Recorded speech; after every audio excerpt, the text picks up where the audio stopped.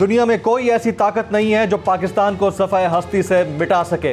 यहाँ किसी डिक्टेटर की या किसी खलाई मखलूक की हुकूमत की जरूरत नहीं है।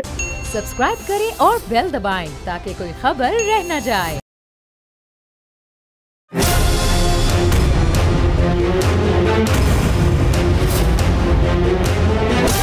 From the Islamabad studios of Bol Network, it's time for Jameel Farooqi on National Debate.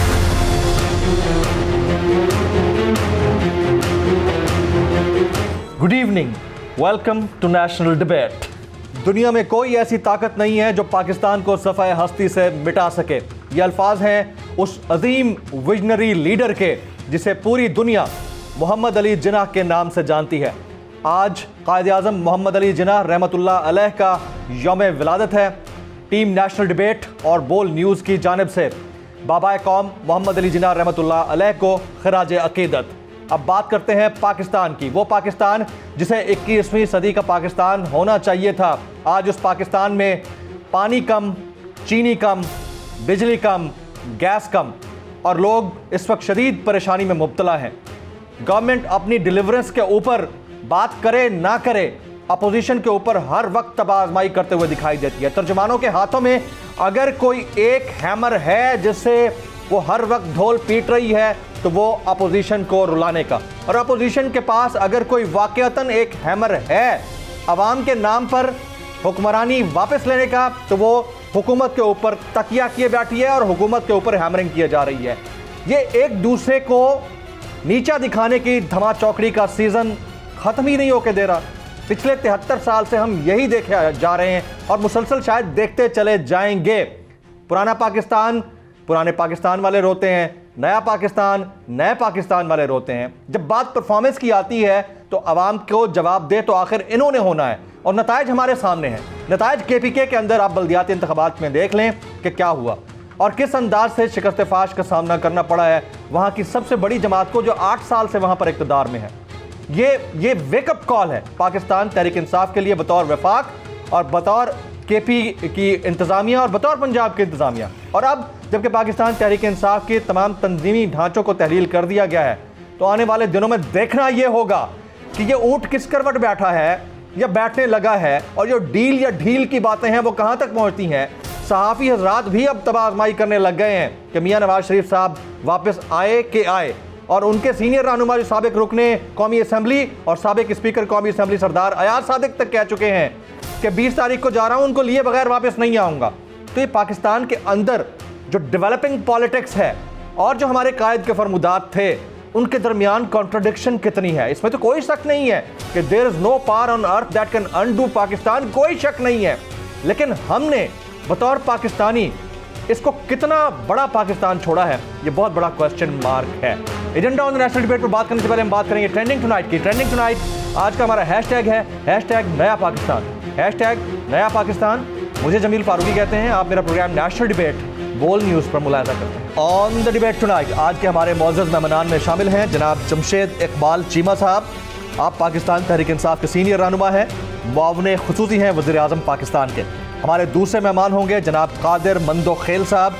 आप रुकने कौमी असम्बली हैं पाकिस्तान पीपल्स पार्टी के और मुल्क के मारूफ कानूनदान हैं। आज के हमारे तीसरे मेहमान होंगे जनाब सेनेटर डॉक्टर अफनानुल्लाह खान साहब। आप पाकिस्तान मुस्लिम लीग नवाज़ के सीनियर रहनुमा हैं। आज के हमारे चौथे मेहमान होंगे खैबर पख्तूनख्वा से जनाब अब्दुल जलील जान साहब। आप सेक्रेटरी इत्तलात हैं जमीयत उलमा इस्लाम फजलुर रहमान ग्रुप KPK के। और आज के हमारे पाँचवें और आखिरी मेहमान होंगे जनाब सरवर बारी साहब। आप साबिक सरबराह हैं फाफिन के और आप ये बताएंगे कि कितने फ्री और फेयर इलेक्शंस पाकिस्तान में होते हैं। मैं अपने तमाम मौजूद मेहमानों को प्रोग्राम में खुशामदीद कहता हूँ। सबसे पहला सवाल मेरा अब्दुल जलील जान साहब से होगा। आप सेक्रेटरी इत्तलात हैं जमीयत उलमा इस्लाम फजलुर रहमान ग्रुप KPK के। बहुत शुक्रिया अब्दुल जलील जान साहब। अब सबसे पहले तो मुबारकबाद, आप लोग बल्दियाती इंतखाबात का मार्का पहले फेज़ का जीत चुके हैं। ये फरमाइएगा कि लोग जो कयास आराइयाँ कर रहे हैं कि ये भी शायद किसी डील की वजह से आप लोग जीते हैं, इसमें कितनी सदाकत है? आप इसको रद्द करेंगे या कहीं कोई शुकूक व शुबहात हैं? जान साहब। बिस्मिल्लाहिर्रहमानिर्रहीम। बहुत शुक्रिया अल्लाह जल्ल शानहू का हम शुक्रगुजार हैं जिन्होंने हमें कामयाबी से हमकनार किया। जहाँ तक 19 दिसंबर के इंतखाबात का ताल्लुक है, 19 दिसंबर लोगों का, आवाम का यौम निजात का दिन था इस जालिम हुकूमत के ख़िलाफ़, जिन्होंने 8 साल मुसलसल इस सूबे में जो जुल्म और जबर बर्पा किया रखा था, महंगाई के हवाले से इन्होंने जो हालात पैदा किए थे, आज पाकिस्तान भर में नहीं बल्कि हर जगह पे यही की चर्चा हो रहा है कि मौजूदा हुकूमत ने जिस वादे पे इक़्तिदार लिया था, बल्कि इक़्तिदार दिया गया था, उस वादे के बरअक्स जो जुल्म व जबर हो रहा है। आप मुल्क की सूरत हाल देखें, इन्होंने जो वादे किए थे 126 रोज़ कंटेनर पर खड़े होकर ये कहा था कि हम इस मुल्क में इनकलाब लाएंगे, हमारे पास माशी टीमें हैं, हम मुल्क को एक तरक्की की तरफ ले जाएंगे, कर्जे नहीं लेंगे, डॉलर को नीचे करेंगे, पेट्रोल को सस्ता करेंगे, महंगाई को ख़त्म करेंगे। लेकिन इन तमाम दावों के बरक्स इन्होंने जो हालात पैदा किए, इक़्तिसादी और माशी तौर पर हमारे मुल्क को IMF और वर्ल्ड बैंक का ग़ुलाम बना के रख दिया गया। और आज पाकिस्तान का बच्चा मकरूज़ हो चुका है, आने वाले बच्चे भी मकरूज़ हैं और पाकिस्तान के जो करोड़ों अवाम हैं जो मकरूज़ हैं। इस हवाले से 19 दिसंबर को जो पोलिंग हुई है, ये हुकूमत की जबर, जुल्म और इक़्तिसादी माशी पॉलिसियों के ख़िलाफ़ अवाम का फैसला था कि हुकूमत ने जो वादे किए थे वो पूरे नहीं किए, तो आवाम ने अपने रद्द अमल के तौर पे, यानी जान साहब आप ये फरमा रहे हैं कि ये किसी डील का नतीजा नहीं है या ये अफगानिस्तान सेंट्रिक नहीं था मामला, सवाल ही पैदा नहीं होता। नहीं, बात यह है कि हम पहले इसी कह रहे थे, हमारा रोज़े अव्वल से मौक़िफ़ है कि हमारे वोटर को आज़ाद किया जाए, हमारे वोट चोरी ना किए जाए, हमें आईनी और कानूनी तरीके से असम्बली पहुंचने के लिए रास्ते खोले जाएं। अब रास्ता थोड़ा सा खुला है और हम आगे की तरफ बढ़ रहे हैं। अभी आप सूबाई असम्बली का रिजल्ट देखेंगे, कौमी असम्बली के जो इंतखाबात होंगे सूबाई के होंगे, उसका रिजल्ट आप देखेंगे। अगर हमारा रास्ता न रोका गया तो मैं आपको ये खुशखबरी देना चाहता हूँ कि पंजाब और सिंध में भी हम इंशाल्लाह दाखिल होंगे। ये अफगानिस्तान में जो तब्दीली है या अफगान हुकूमत का तालिबान के पास हुकूमत आना, उसका भी कोई असर है आप लोगों की जीत में, या खालिसतन PTI की अपनी कमअक्लियों की वजह से आप लोगों को जीत नसीब हुई है यहाँ पर? देखो, हर शख्स अपने तनाज़र से इस जीत को देखता है। आपने इस नज़र से देखा, हम इस नज़र से देख रहे हैं कि अवाम का शदीद रद्द-ए-अमल था। और दूसरी बात जो थी, मौलाना फजल रहमान साहब का जानदार मौक़िफ़ और जानदार बयानिया था, जिसने मुसलसल 3.5 साल पाकिस्तान की सड़कों पर मिलियन मार्च करके कौम को एक शऊर दिया, कौम को एक बहादुरी दी, कौम को एक जुर्रतमंदाना मौक़िफ़ के साथ मैदान में निकले। तो इस वजह से कौम की जो उम्मीदों की किरण थी वो जमीयत उलमा इस्लाम थी, वो मौलाना फजल रहमान साहब थे। और हमें अपनी इंतखाबी मुहिम में भी पता चल रहा था, हम जिस जगह जाते थे कैंपेन करने के लिए तो वो यही कह रहे थे कि हमारा वोट किताब का है, हमारा वोट जमीयत उलमा का है। ये कौम चेंज चाहती थी। कौम ने देखा कि इन्होंने इस 3 सालों में या 5 सालों में 8 सालों में कुछ डिलीवर नहीं किया, कुछ परफॉर्मेंस नहीं की, तो इस हवाले से रद्द-ए-अमल तो आता है ना। इस रद्द-ए-अमल को ज़रा बर्दाश्त करने की हिम्मत तो पैदा करें। कभी हमें फवाद चौधरी क्या कहता है, कभी हुकूमत कहती है तहकीक करते हैं, कभी कहते हैं कि हमने टिकट गलत दिए।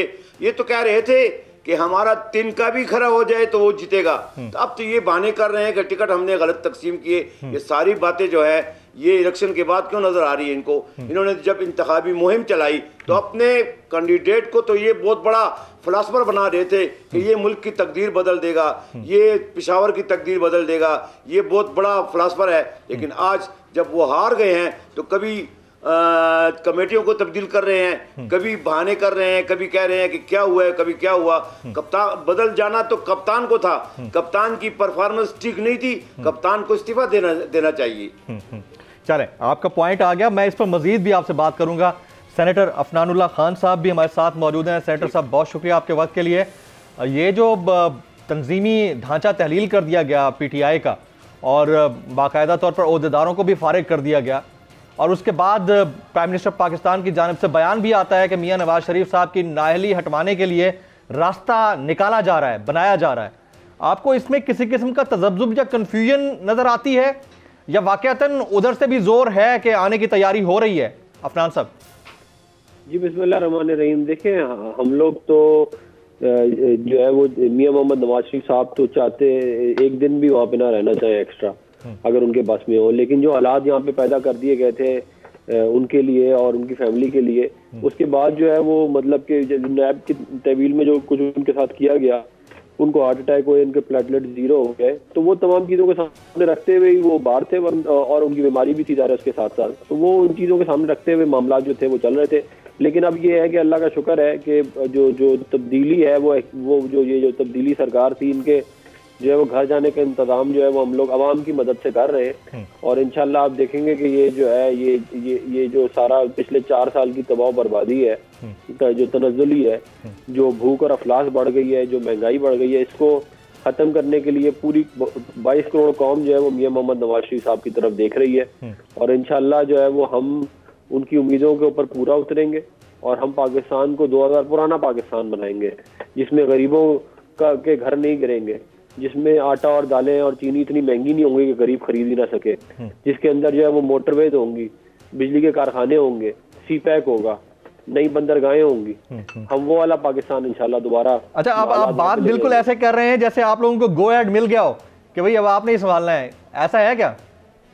देखिए, हमें गो एड हमारी बड़ी सिंपल सी क्या कहते हैं मामला था, हम ये कहते हैं कि इलेक्शन हो, जो इलेक्शन में जीते वो हुकूमत बना ले, हम इससे ज्यादा हमें कुछ नहीं चाहिए। अगर पीपल पार्टी जीतती है वो बना ले, जमात उलमा इस्लाम जीतती है वो बना ले, पीटीआई जीतती है वो बना ले, हमें कोई मसला नहीं है, लेकिन आवाम की जो हक हुक्मरानी है उसको तस्लीम करना पड़ेगा।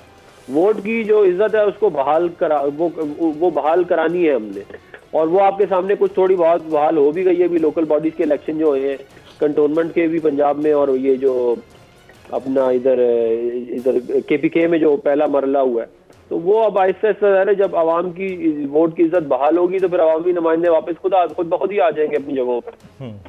तो आप ये कहते हैं कि वोट को इज्जत देने की बात है, लेकिन असल मामला जो मुख्तलिफ टीवी चैनल्स पर मुख्तलिफ ज़राए से खबर आ रही है वो ये है कि मियाँ शहबाज शरीफ साहब की मुक़्तदर क़ुव्वतों से 2-3 मुलाकातें हुई हैं जिसमें चीज़ें तकरीबन फाइनल हुई हैं। हमारे एक मारूफ रिपोर्टर हैं आरिफ हमीद भट्टी साहब, उन्होंने ये खबर ब्रेक की थी।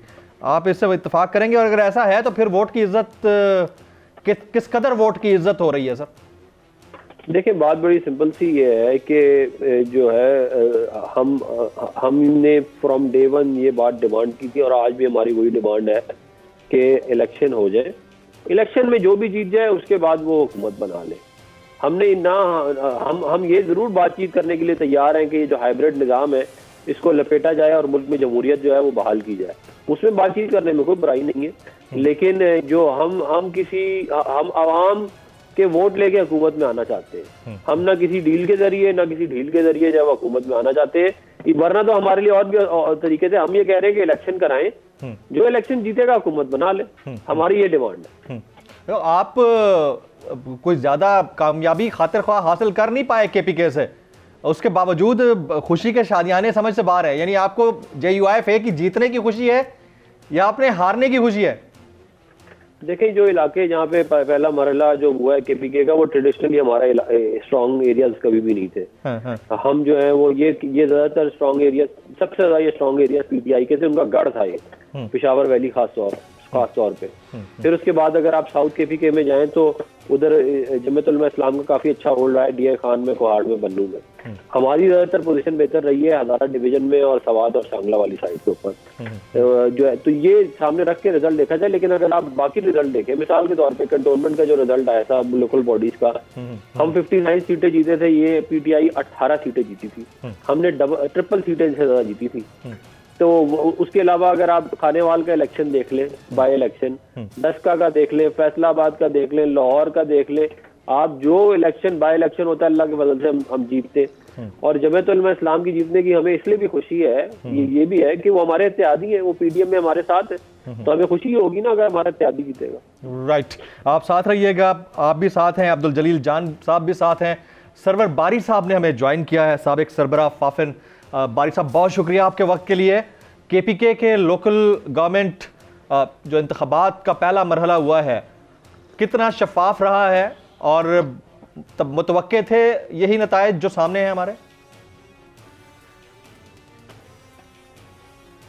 इंतखाबात हुए हैं, चाहे वो खैबर पख्तूनख्वा में हुए हैं या पंजाब में हुए हैं, उनकी बुनियाद पर ये तो लग रहा था कि पीटीआई को वो अक्सरियत नहीं मिलेगी जो कि उन्होंने 2018 के इंतखाबात में हासिल की थी, क्योंकि जाहिर है लोगों को महंगाई का सामना है और इसके अलावा एक जो फैक्टर है वो ये भी है कि गवर्नेंस पिछले चंद सालों से जो है वो उसका मेयार खैबर पख्तूनख्वा में गिरा है और महंगाई जो है वो जो वोटर्स को है, वालों को है, वो सबको पिंच करती है, चाहे वो मिडिल क्लास के लोग हैं या वो गरीब लोग हैं। तो एक तो ये महंगाई का फैक्टर है, लेकिन मेरी नज़र में एक और फैक्टर भी है जी कि JUIF जिसने सबसे ज़्यादा तहसील चेयरमैन की सीटें जीती हैं, अफगान फैक्टर को भूलना नहीं चाहिए।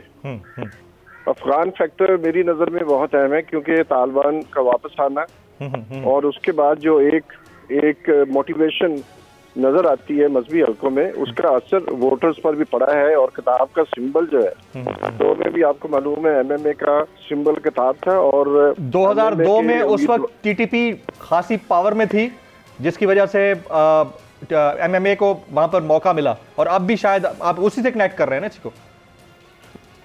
जी मैं ये कह रहा हूँ 2002 में MMA जो है वो उसको भारी मिली थी खैबर पख्तूनख्वा की कौमी असम्बली की नशिस्तों पर भी और सूबाई असम्बलियों की नशिस्तों पर भी, और अकरम दुरानी साहब उसके बाद CM बने थे जी। तो ये मैं समझता हूँ एक। और तीसरा फैक्टर ये है कि जो मजहबी जमातें हैं, खासतौर पर JUIF, उनकी प्रेजेंस ग्रास रूट मौजूद है मस्जिद की शक्ल में, इमाम मस्जिद की शक्ल में, खतीब की शक्ल में। ये एडवांटेज दूसरी पार्टियों को नहीं है, ये एक कंपैरेटिव एडवांटेज है JUIF को। और चौथा फैक्टर ये है कि जो लोग हैं JUIF के ग्रास रूट पर लोग जो हैं, उनकी एक बहुत बड़ी अक्सरियत जो है वो लोग उनके साथ रिलेट कर सकते हैं। ये जो PTI, ANP और पीपल्स पार्टी जो बाकी पार्टी है, नून है, ये अशराफिया के ऊपर मुश्तमिल है और लोगों का कांटेक्ट नहीं है इनके साथ ग्रास रूट लेवल पर। तो ये कुछ फैक्टर हैं जिसकी वजह से PTI को धचका लगा। तो PTI को जो धचका लगा है, आपकी नज़र में ये ओवरऑल इनकी मकबूलियत में कमी का बायस बना है, या आपको लगता है कि ये सिर्फ पहला फेज था जिसमें इनको डेंट पड़ा है, इसके बाद ये फाइट बैक करेंगे? बारी साहब नहीं, कुछ चीजें तो PTI खुद तस्लीम कर रही है कि उम्मीदवारों का जो चुनाव था उसमें गड़बड़ हुई है। कुछ लोग जिनको टिकट नहीं मिली थी वो आजाद उन्होंने इलेक्शन लड़ा है। लेकिन अगर हम देखें, इंतखाबात सिर्फ वोटों की अक्सरियत नहीं होती, इंतखाबात ये भी होता है कि जो हमारे यहाँ चूंकि first pass the post system है जिसके तहत एक वोट से जीत सकते हैं, तो जीतने वाले जो उम्मीदवार हैं उनके पास अक्सरियत ही वोट नहीं है। अगर आप देखें ऐसी जगहों पर भी चेयरमैन बने हैं जिन्होंने सिर्फ जो टोटल वोट है उनका 6% लिया है, किसी भी उम्मीदवार के पास 17 वोट नहीं है जो जीतने वाला है। तो इसलिए इन फैक्टर्स को हमें भूलना नहीं चाहिए कि आज भी ओवरऑल PTI के वोट JUIF से ज्यादा हैं, लेकिन चूंकि उनका जो इंतखाबी तरीकाकार था वो उसमें बहुत प्रॉब्लम थे जिसकी वजह से उनको शिकस्त हुई।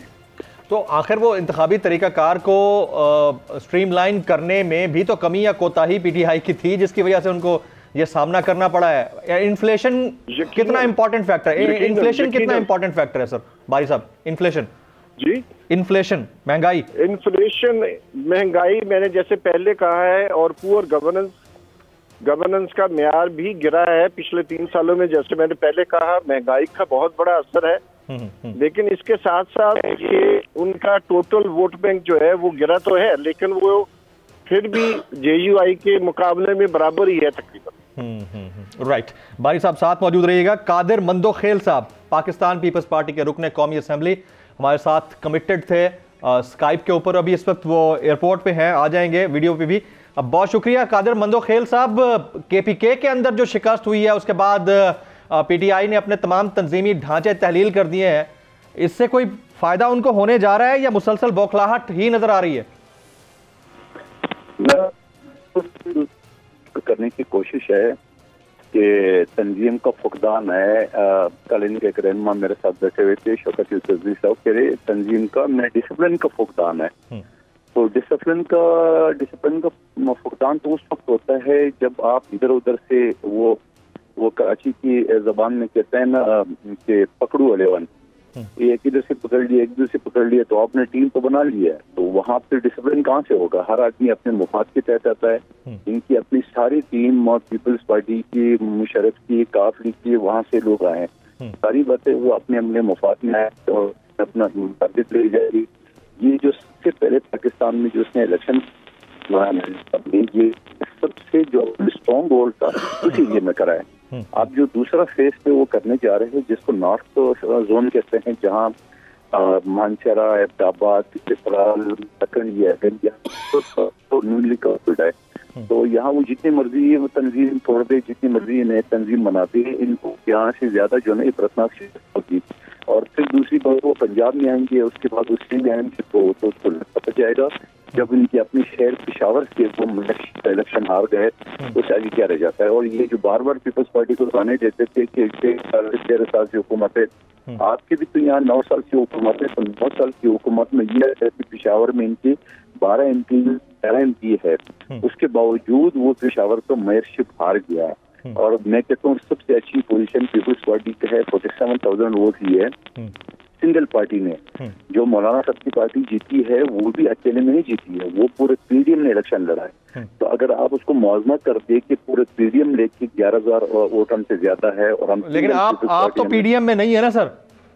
मैं यही तो अर्ज कर रहा हूँ कि हम PDM में नहीं है और पूरे PDM ने हमसे 11,000 वोट लिए। ये तो मैं आपसे गुजारिश कर रहा हूँ कि पूरे PDM ने वोट इलेक्शन लड़ाई, सिर्फ मौलाना साहब ने नहीं लड़ाया वहां से। तो अभी एक और सूरत हाल बड़ी अजीब सी है। पाकिस्तान तहरीक इंसाफ खासतौर पर KPK के बल्दियाती इंतखाबात के मामले के ऊपर टेलीविजन पर बात करने से गुरेजा है। मेरे साथ 4 लोग कमिटेड थे, चारों के चारों एंड टाइम पर फोन स्विच ऑफ कर गए। ये क्या रीजन है कादिर मंदोखेल साहब? शर्मिंदगी और क्या है ना, सीधी सी बात है, आप भी अल्लाह के बंदे इतना नहीं समझ रहा हूँ। जो उनकी अपनी सबसे पाकिस्तान में जो स्ट्रॉन्ग होल्ड था पेशावर और उनका साउथ जोन, वहां से वो बुरी तरह शिकस्त खा गए, तो वो किस मुंह से आएंगे? जो दावे उन्होंने किए थे, वो जो ताने देते थे पीपल्स पार्टी को, नून लीग को, आज तो उनके अपने घर के अंदर उसको शिकस्त हो गई है, तो जारी बात है वो कहाँ से आएंगे? फिर ऊपर से उन्हें तंजीम तोड़ दी है और तंजीम तोड़ते ही ये और 24 घंटे भी पूरे नहीं हुए उसने दूसरी तंजीम अनाउंस कर दी। ये है इनके अंदर जमहूरियत, न कोई कंपटीशन, न कोई वोट, कोई जो मनपसंद लोग थे वो जाके असद उमर को जनक शक्ति बना दिए। भाई ये तो आपका असद उमर जिसको आप अरस्तु कहते थे, वो अरस्तु तो आपके 6 महीने में फेल हो गया। जब वो माशी मैदान में फेल हो गया तो सियासी मैदान में वो कहाँ से कामयाब होंगे? परवेज खटक साहब को आपने हटा दिए वज़ीर-ए-आला-शिप से, तो नाकाम हो गया, आपने हटा दिए, दोबारा अपने पख्तूनख्वा का सदर बना दिए, कासिम सूरी को बलूचिस्तान का बना दिए, सिंध का अली जैदी को बना दिए। इससे पहले अली जैदी जो ना वो यूनियन काउंसिल का इलेक्शन हार चुका था, आज वो मैंने तो बंद किया, आज वो मैंने तो बंद किया कराची से। अगर किसकी वजह से बन गई तो पूरा पाकिस्तान पे आई है।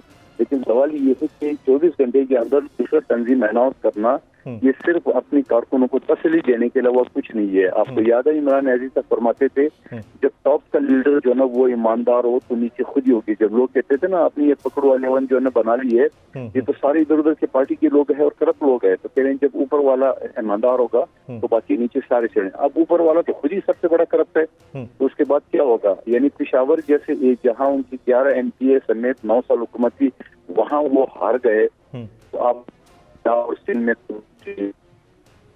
कादिर मंदोखेल साहब, रुकने कौमी असेंबली तो आप भी हैं, आपकी नज़र में अब शहबाज शरीफ साहब कैंडिडेट हो सकते हैं मुस्तकबिल में वजीर आजम के, जिस तरह से बातें चल रही हैं?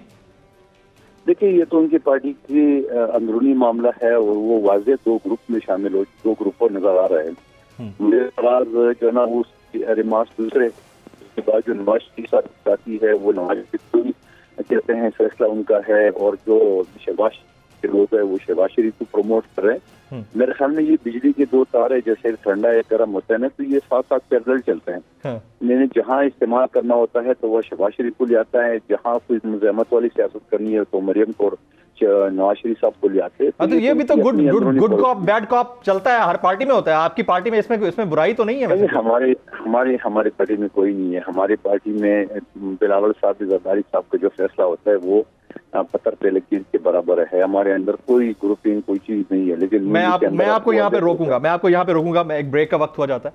ख्वातीन आज़ाद एक ब्रेक वापस आएंगे। अफनान साहब भी मौजूद हैं, कादर मंदोखेल साहब भी मौजूद हैं, जरील जान साहब भी मौजूद हैं। मैं ये ज़रूर पूछना चाहूँगा कि -1 की सूरत में पीपल्स पार्टी कहाँ स्टैंड करेगी, किसका साथ देगी, और अगर नून लीग से बंदा होगा तो क्या उनको सपोर्ट करेंगे, नहीं करेंगे असेंबली के अंदर? It's a big question after this break.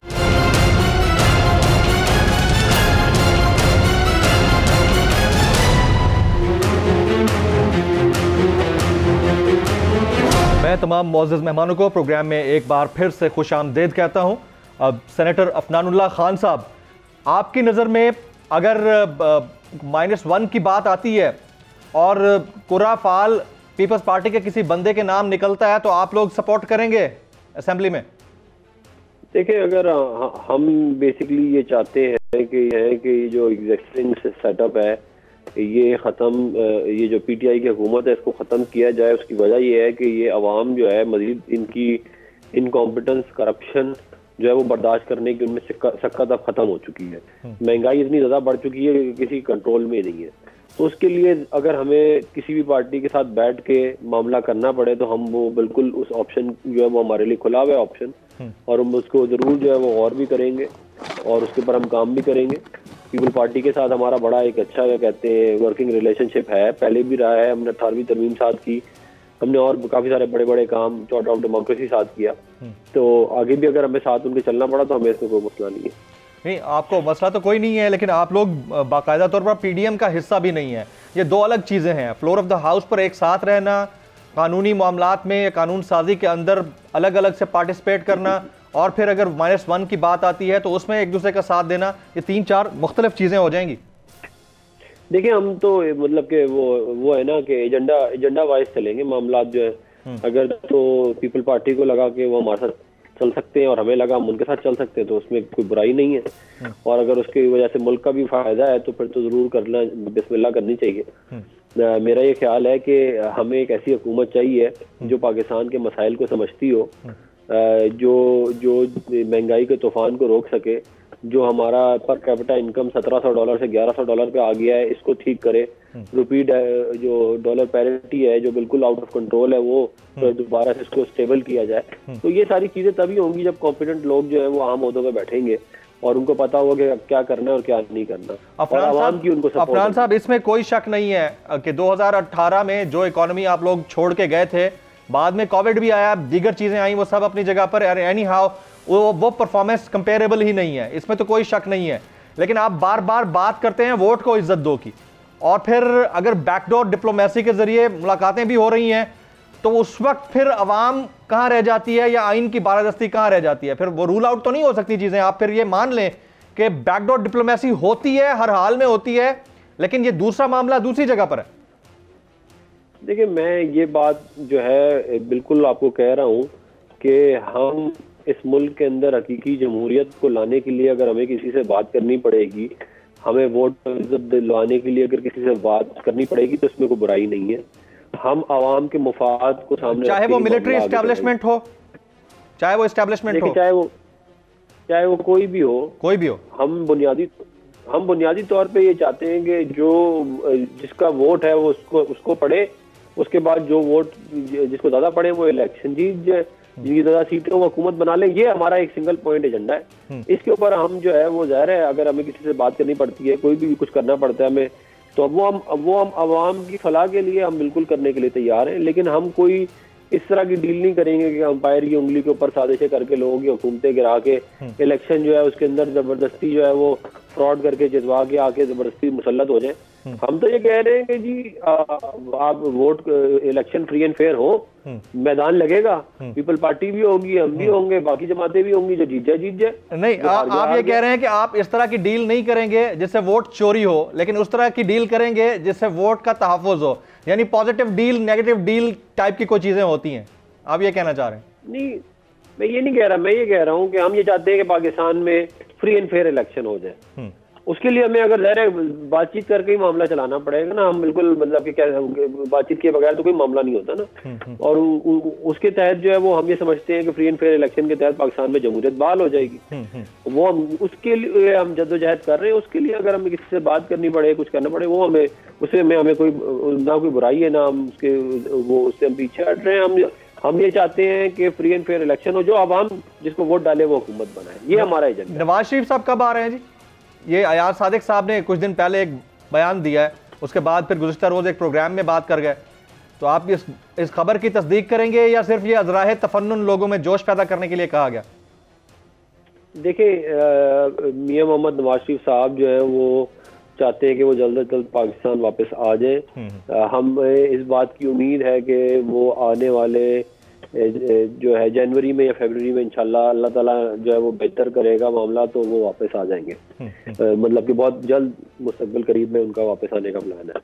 उनका वापस आने का प्लान है। एक सहाफ़ी ने आज ट्वीट किया और उन्हें फरमाया कि मियां नवाज शरीफ साहब पाकिस्तान वापस आएंगे, वो जेल को एक बार फिर फेस करेंगे और अपने केसेस लड़कर उससे रिलीफ हासिल करेंगे।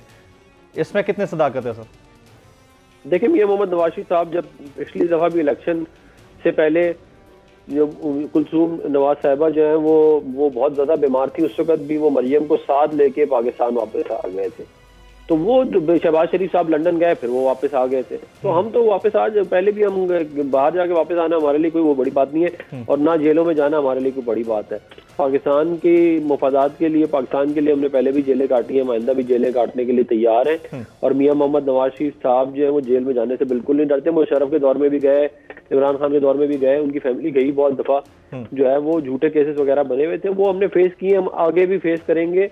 और हम इंशाल्लाह जो है वो अपना जो वोट को इज्जत दो वाला मामला है उसको आगे लेके जाएंगे और आवाम की खिदमत करेंगे जैसे हमने पहले भी की थी, और मुल्क को सीधे सही रास्ते के ऊपर डालेंगे। राइट। मैं कादिर मंदोखेल साहब, जिलानी साहब के पास, जान साहब के पास जाने से पहले कादिर मंदोखेल साहब, अभी अफनान साहब फरमा रहे हैं कि बात करने के लिए बात हो सकती है, लेकिन उसमें यह है कि वोट को इज्जत मिलनी चाहिए, वोट चोरी नहीं होना चाहिए, लेकिन बात हो सकती है। ये किस तरह की बात है सर? यानी बात तो फिर एस्टेब्लिशमेंट से ही होगी ना। कादिर मंदोखेल साहब को आवाज आ रही है मेरी? चले मैं उनके पास बाद में जाता हूं। अब्दुल जलील जान साहब, आपकी नजर में प्राइम मिनिस्टरशिप का कैंडिडेट कौन है आने वाले दिनों में? हम तो जमहूरी लोग हैं बहुत जनाब। हाँ। हम समझते हैं कि कौमी असम्बली में जिसकी अक्सरियत होगी वही कायदे ईवान होगा। हम किसी जमात पर तबसरा करने की क्या मजाल है हमें कि हम किसी को कहें कि वो नहीं वो, ये तो एक असूल के खिलाफ भी है, आइन की उसके खिलाफ भी है। हम इस यहाँ पर बैठकर इस किस्म के तबसरे करने की मेरा ख्याल ज़रूरत तो नहीं है। जब कौमी असम्बली का ईवान सजेगा, जिसके पास अक्सरियत होगी, शायद कि हमारे पास अक्सरियत हो और हम कहें कि मौलाना फजल रहमान साहब वज़ीर आज़म है, शायद पीपल पार्टी के पास हो, शायद मुस्लिम लीग के पास हो, ये तो ऑप्शन है। जिसकी अक्सरियत होगी वही वज़ीर आज़म होगा। राइट। अगर पाकिस्तान पीपल्स पार्टी का कोई कैंडिडेट फ्रंट पे आता है और मामला तय पा जाते हैं, तो आप लोग सपोर्ट करेंगे उनको प्राइम मिनिस्टरशिप के लिए in case of in house change? जनाब, ये तो हालात पर डिपेंड है जनाब, मुस्तकबिल के हालात पर डिपेंड है कि हमारे और पीपल पार्टी के और मुस्लिम लीग के, पीडीएम के और पीपल पार्टी के ताल्लुकात कैसे बनते हैं। हमने तो पिछले दफा भी असम्बली के अंदर कोशिश की थी कि मुस्लिम लीग पीपल पार्टी को तमाम जमातों का इकट्ठा करे, और फिर सेनेट का इलेक्शन हुआ, फिर इस तरह और इलेक्शन हुए, इलेक्शन जो हुए इसमें आपने देखा चेयरमैनी के इलेक्शन हुए तो मुंतशर हो गई थी जमातें। और आप देखें मौलाना फजल रहमान साहब भी उम्मीदवार थे, उसमें भी जमातें मुंतशिर थी। तो अब अगर कोई जमात आपसे रब्ता करती है तब जाकर आप फैसला कर सकते हैं ना। हम इधर से ही बैठकर हम ऐलान तो नहीं कर सकते कि हम पीपल पार्टी के साथ हैं या मुस्लिम लीग के साथ हैं। हम तो एक कमिटमेंट वाले लोग हैं, हम जिसके साथ कमिटमेंट करते हैं उसी का साथ देते हैं। हम एक जमहूरी तरीके पर यकीन रखते हैं, हम एक मशावरत पर यकीन रखते हैं, हम एक बैठक पर यकीन रखते हैं कि जब तक हम बैठे ना हो, हम अपनी शुरा में एक मसले को डिस्कस न किया हो, तो हम अपनी तरफ से ऐसा कोई फैसला कौम को क्या बताएं कि हम इसकी हिमायत करेंगे, इसकी हिमायत करेंगे। ये चीज़ें कबल वक्त होती हैं। इस चीज़ों से मेरा ख्याल है कि हमारे माशरे को इस तरफ न ले जाया जाए कि हम पहले से बता दें कि कौन वज़ीर आज़म है, कौन सदर है, कौन वज़ीर है। हमें सोचना चाहिए कि जिस जमात की अक्सरियत आती है वही जमात वज़ीर आज़म में बनेगी, वही जमात बिल्कुल ठीक है। आप साथ रहिएगा सर, आप साथ रहिएगा। मैं आपके पास दोबारा आता हूँ। कादिर मंदोखेल साहब, क्या अब भी वोट को इज्जत दो का नारा एग्जिस्ट करता है इतनी सारी चहमगोइयों के बाद कि बैकडोर बातें हो रही हैं और मुलाकातें हो रही हैं? देखिए, ये तो आपको बेहतर तरीके से बता सकते हो कि ये एग्जिस्ट करता है, ये नहीं करता है। अगर वोट खरीदने की खुलेआम वीडियो आती है तो फिर ऐसे हवाले में इंक्वायरी भी नहीं होती है, हुकूमत पाकिस्तान भी खामोश है, इलेक्शन कमीशन भी खामोश है, तो उसके बाद तो फिर जन्म लेता है कि ये क्या हो रहा है। लेकिन यकीनन पाकिस्तान का मुस्तकबिल जमहूरियत से वाबस्ता है, यहाँ किसी डिक्टेटर की या किसी खलाई मखलूक की हुकूमत की जरूरत नहीं है। आज जो हाल किया पाकिस्तान का, या इस कठपुतली को बिठा के जिस तरह मईशत का बेड़ा गर्क करके, और जिस तरह पाकिस्तान की खारजा पॉलिसी अब देख रहे हैं, इसी पे एक जहाँ आसिफ अली जरदारी ने 9 दौरे चाइना के करके इसको इस्टेब्लिश की है, पाकिस्तान का एक वो और कहते हैं कि वो गेटवे है, कोई चेंजर है, कोई ये है, जो जो नाम देते थे, अब वो तो सारा इससे नाहिल हुकूमत है, इसी पे का ऑलमोस्ट बंद हो चुका है। चाइना इन पर भरोसा करने को तैयार नहीं है, सऊदी अरब उनको सूद पे पैसे और 72 घंटे की अल्टीमेटम पे मुआहदे करते हैं। तो अब ऐसी सूरत हाल में तो मैं समझ रहा हूँ कि दोबारा एक मतलब फिर सर जोड़ने की जरूरत है, तमाम पार्टियों को एक साथ बैठ के, और कमीशन को जो अपने आप को अभी 2 दिन पहले फैसल वाडा वाला केस लगा हुआ था, आपको यकीन है 3.5 साल दरख्वास्त थी ना वो? एक मेरी दरखास्त थी, और सिर्फ एक बात पूछने के लिए क्या है उसने नेशनलिटी कौन सी तारीख को छोड़, उसके लिए मुझे 3.5 साल लगे अभी तक, और न जाने और कितने लगेंगे साल। जी, अपने मौजूद मेहमान से गुफ्तगू का सिलसिला जारी है, लेकिन यहाँ वक्त हुआ ब्रेक का, साथ रहिए।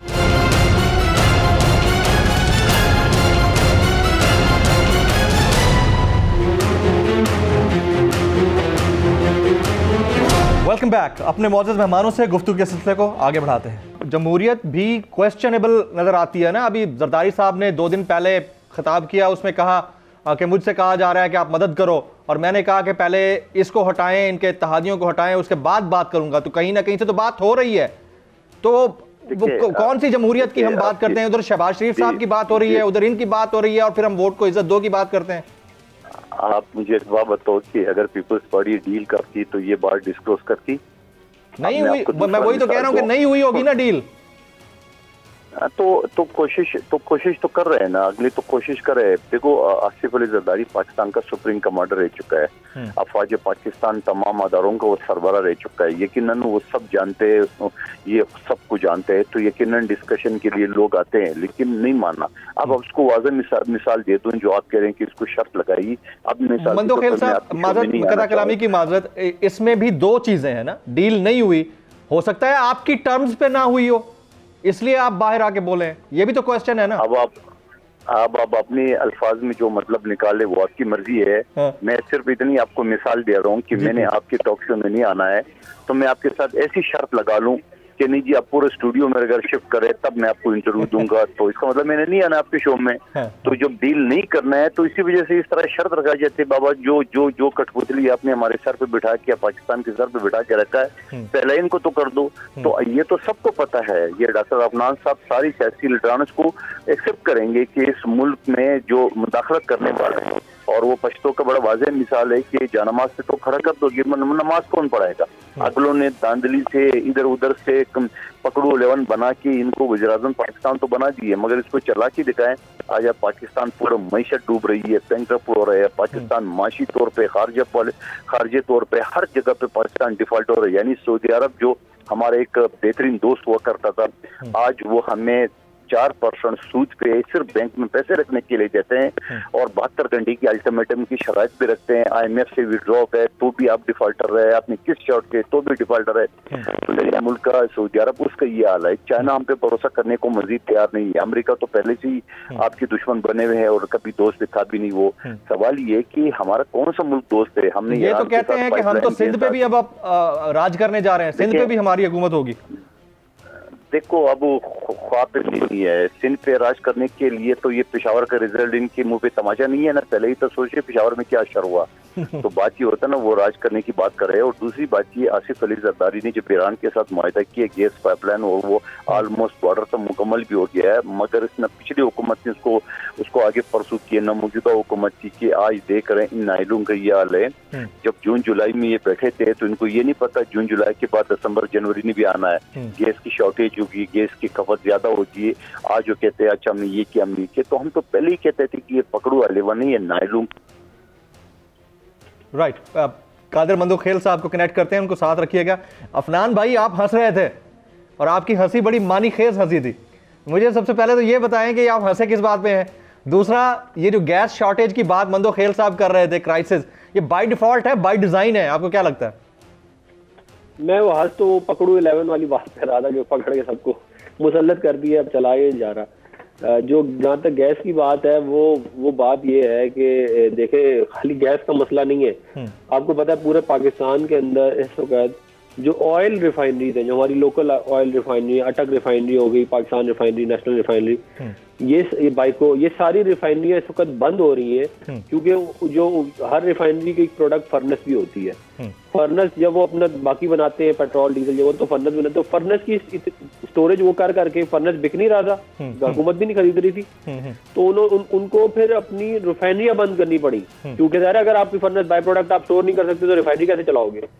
उसके बाद ये हाल है कि जब मुल्क में एक्सेस है फर्नेस, हुकूमत ने फर्नेस मजीद इंपोर्ट कर लिया, और जो गैस LNG का कॉन्ट्रैक्ट 75% हम करके गए थे लॉन्ग टर्म और 25% स्पॉट पे था, वो अल्लाह के फजल से वो ना किया है ना तवज्जो है इस तरफ, और सिर्फ इसलिए क्योंकि हमाद अदर साहब जो है वो फर्नेस माफिया की पेरोल के ऊपर है, इसलिए वो फर्नेस उनको बड़ा पसंद है, फर्नेस वो जरूर इम्पोर्ट करेंगे।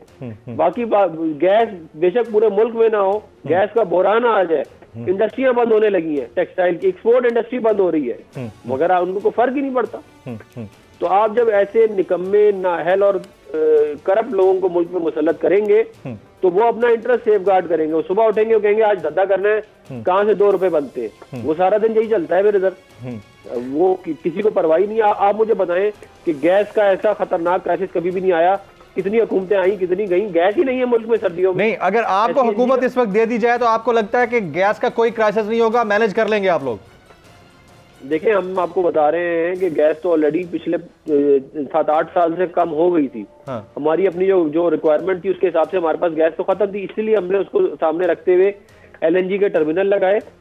उसके बाद हमने नॉर्थ साउथ गैस पाइपलाइन के प्रोजेक्ट किए, हमने जो है वो पूरा का पूरा इंफ्रास्ट्रक्चर खड़ा किया, जिसकी वजह से फिर LNG की हमने लॉन्ग टर्म कॉन्ट्रैक्ट किए, जिसके ऊपर हमें बड़े तनकीद करते थे। उसकी वजह से आज मुल्क में गैस है, वरना तो गैस ही नहीं होनी थी। जो है, जो थोड़ी बहुत है, वो इसी वजह से है।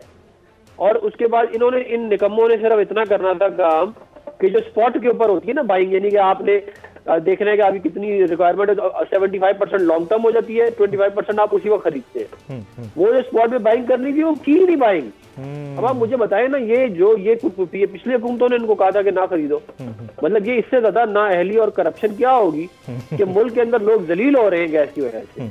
अपने MNAs और MPAs और वहां के जो लोग हैं उनके फोन्स नहीं उठा रहे हमाद अदर साहब, और उससे ज्यादा अनऑब्वियस बात यह है कि KPK के मामले के ऊपर, बल्दियाती इंतखाबात के ऊपर और पार्टी तंजीम का जो स्ट्रक्चर तहलील किया गया है उसके ऊपर बात करने के लिए तैयार नहीं, बाकी किसी भी टॉपिक के ऊपर बात कर लेंगे। मैं ये जलील जान साहब से पूछूं, जलील जान साहब, ऐसा आप लोगों ने क्या किया है KPK के अंदर कि किसी भी सॉफ्ट इमेज पॉलिटिकल पार्टी को लोग वोट डालने को तैयार नहीं थे, JUI को वोट डाला, और ऐसा क्या किया है कि PTI का कोई बंदा इस टॉपिक के ऊपर बात करने को तैयार नहीं है?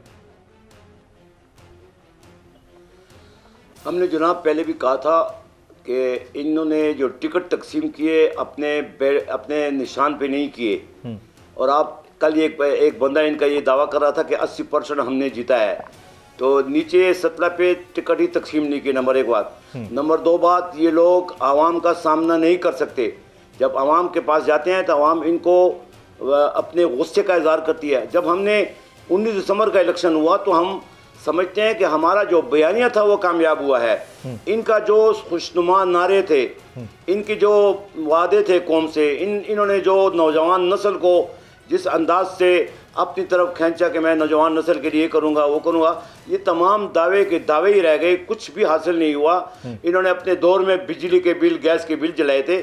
आज मैं इस वक्त मैं जिस इंटरव्यू दे रहा हूँ, हमारे घर में बिजली नहीं है और गैस, सुबह हम 2-2 घंटे में चाय नहीं पकती, गैस नहीं है, तो लोग तो कम से कम रद्द अमल का इजहार तो करेंगे ना। हमने जादू नहीं किया, ये कर्म खुदा का था। अल्लाह का फजल हुआ कि तब्दीली का आगाज सुबह खैबर पख्तूनख्वा से हुआ और तब्दीली दफन भी यही हो रही है।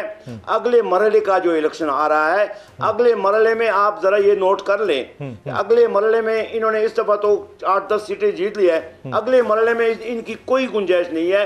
मैं आपको बता सकता हूं, गंडापुर साहब तो कहते हैं कि कोहिस्तान पेशावर का मेयर हमारा होगा, मानसेरा एबटाबाद हरीपुर जो है, जी बल्कि अब्दुल जलील जान साहब, आपकी इजाज़त से हुकूमती नुमाइंदे मामले ख़ुसूसी वज़ीर आज़म के जनाब जमशेद इकबाल चीमा साहब देर आयत दुरुस्त आयत, और मैं आपसे नाराज़ भी हूँ उस बात के ऊपर क्योंकि आप कमिटेड थे हमारे साथ। जमशेद साहब बहुत शुक्रिया आपके वक्त के लिए। सबसे पहले तो ये फरमाइएगा कि तमाम तर सॉफ्ट पोलिटिकल पार्टीज़ के होते हुए KPK से JUI का जितना कितना बड़ा सेटबैक है आप लोगों के लिए? मेरे ख्याल ये थोड़ा, पहली बात तो ये कि सेटबैक तो इलेक्शन हारना हमेशा सेटबैक होता है, इसे सेटबैक ना कहना तो गलती होती है, लेकिन ये थोड़ा सा ना एक पॉजिटिव बात उसमें ये है कि पाकिस्तान की तारीख में कभी भी लोग मौलवी को वोट नहीं देते। मौलवी को या मजहबी तबके को लोग उस पर वोट देते हैं, प्रोग्रेसिव पार्टी नहीं मिलती। KP में पीपल्स पार्टी और नून लीग का जो सफाया हुआ है, जो इन पे लोगों ने ट्रस्ट नहीं किया कि एक अगर वो हमसे नाराज थे तो फिर भी इन पे ट्रस्ट नहीं किया, ये एक ऐसी बात थी कि जिसने उनके लिए ऑप्शन नहीं छोड़ी। तो वहाँ पे मैं समझता हूँ कि इन लोगों का नेटवर्क जो तो मस्जिद और मिंबर का जो नेटवर्क है ये परमानेंट होता है, मौजूद होता है। तो JUI का जो नेटवर्क था, JUI का जो नेटवर्क था वो किसी मस्जिद और मिंबर को वोट देते हैं, मजहबी लोगों को वोट मिलता है। अच्छा, तो वो आप कह लें कि उसको उन्होंने वोट दिया है, लेकिन ये आर्जी वोट चोरी कर लेते हैं ये लोग। 1970 में कराची में वोट मिला, 1970 में KP में वोट मिला, उसके बाद 2002 में डील के तहत चीमा साहब, ये किसी डील के तहत जीत हुई है? किसी डील के तहत अफगानिस्तान सेंट्रिक एक स्ट्रेटेजिक मजबूरी थी हमारी? नहीं, मैं नहीं समझता वो डील वाली बात है। मैं समझता कि जहाँ पे कहीं हमारे लोगों ने ताकत का इर्तकाज की कोशिश की है कि एक ही घर में 2-2, 3-3 सीटें, तो वहाँ पे नाराजगी का इजहार किया लोगों ने। नाराजगी का इजहार करके भी उन्होंने नून लीग पे, पीपल्स पार्टी पे एतमाद नहीं किया, उन्होंने जिसे कहते हैं ना गुस्सा निकाला। तो एक मजहबी तबका कह लें, नॉन प्रोग्रेसिव कह लें, ऐसे लोग जो कभी परफॉर्म नहीं करते उनको वोट दे देते, तो ये हमेशा अनस्टेबल होते हैं, इनकी हिमायत कभी स्टेबल नहीं होती। लिहाजा इसे रीगेन करना मसला नहीं है हमारे लिए। फाइट बैक करेंगे आप लोग? फाइट बैक करेंगे? डेफिनेटली कोई मसला नहीं है। अगर किसी को अच्छी पार्टी आ जाए तो वापस लेना मुश्किल होता है, लेकिन ये जो मजहबी तबके से वोट वापस लेना बड़ा आसान है। आपको लगता है कि मजहबी तबके से वोट वापस लेना बड़ा आसान है? जिलान जान साहब कुछ कहना चाह रहे हैं क्विकली सर? मैं ये कहना चाहता हूँ कि इतनी तकब्बराना बातें कर रहे हैं ये शख्स, अभी तक इनका गुरूर नीचे नहीं हुआ, हमने इनका गरूर खाक में मिला दिया है। और ये लोग कहते हैं कि उलमा को लोग वोट नहीं देते। हम 70 से आ रहे हैं, मौलाना मुफ्ती महमूद साहब और मौलाना गुलाम गौस हज़ारी साहब, मौलाना अब्दुल हक साहब, इनको वोट मिले हैं, हज़ारों की तादाद में वोट मिले हैं। 2002 में हमारा वोट देखें, 2002 के बाद 2018 में, 2013 में हमारा वोट बैंक वोट था, वो हमसे छीना गया है। अब भी हम अपोजिशन जमात की सबसे बड़ी जमातें हैं। ये किस किस्म की बातें कर रहे हैं? मुझे समझ नहीं आ रही कि इनका गरूर कब टूटेगा। सेक्रेटरी इत्तला KPK आप हमारे साथ मौजूद थे। सेनेटर डॉक्टर अफरानुल्लाह खान साहब, रहनुमा पाकिस्तान मुस्लिम लीग नवाज, आपने वक्त निकाला, आपका बहुत शुक्रिया। जमशेद इकबाल चीमा साहब, अपनी एक मसरूफियत की वजह से बड़े देर से हमारे साथ आए, लेकिन आए ज़रूर, आपका बहुत शुक्रिया। कादिर मंदोखेल साहब का बहुत शुक्रिया, और सरवर बारी साहब आपका भी बहुत शुक्रिया। आज की नेशनल डिबेट से इतना ही। जमील फारूकी को इजाज़त दीजिएगा।